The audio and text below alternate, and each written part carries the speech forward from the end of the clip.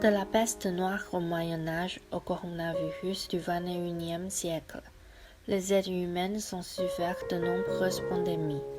De nos jours, nous nous demandons si l'amour a encore disparu, si l'amitié a encore cessé, si le désespoir a encore gagné le combat.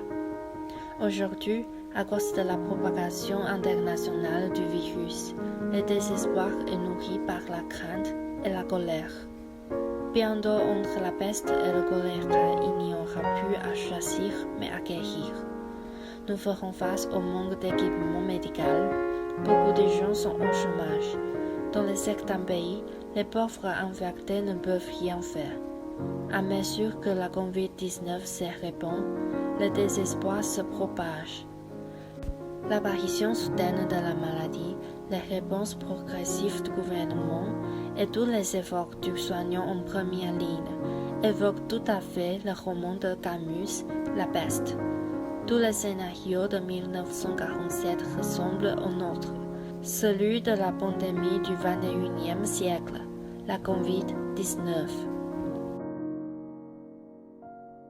Après que les pays européens ont ordonné la fermeture de leurs frontières et ont empêché les gens de sortir, nous, les étudiants d'échange, avons dû rentrer à Taïwan en toute date. Comme le nombre de vols a diminué, nous avons eu peur que le nôtre soit annulé. Pour éviter ces situations, nous avons décidé de partir plus tôt et attendre à Paris. Mais cela signifie que nous n'avons pas eu le temps de dire au revoir à la ville et à toutes les personnes que nous avions rencontrées. Bien qu'on était très réticents à mettre fin à l'échange plus tôt, mais pendant le départ, en plus des encouragements de nos professeurs et de nos amis, il y avait aussi des gens qui nous ont donné un coup de main. C'était très gentil et nous étions très heureuses. Ces chutes internationales nous montrent l'existence d'une amitié sincère. Ces crises sanitaires nous unissent comme jamais. Dans le roman de Camus, les personnages principaux ne sont pas exceptionnels. Chacun vit sa propre vie et fait son travail tout comme nous. Ce n'est que dans des périodes aussi extraordinaires que les médecins, les fonctionnaires et même les congrégations religieuses sont en première ligne dans la lutte contre la maladie. Dans de telles circonstances, chacun doit participer à la lutte contre le virus. Nous comprenons que même si l'avenir est incertain, à la fin nous nous unirons et lutterons sans relâche contre la maladie.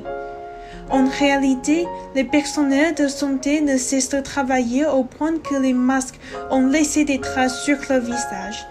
Les gens applaudissent leur dévouement afin d'exprimer leur reconnaissance. Les célébrités les soutiennent en restant chez eux et profitent de leur influence sur l'Internet. Les pays se font mutuellement des dons en équipement. La nature humaine nous permet de traverser ces crises et nous atteignons finalement un lendemain meilleur. Pour conclure, comme dans les romans, la guerre et la maladie ne s'arrêtent jamais. Devant la pandémie, l'homme est vraiment insignifiant. Pourtant, nous continuerons à nous défendre avec la science et les technologies médicales. Et le plus important est que nous vainquions le malheur ensemble. Et que nous nous battions ensemble.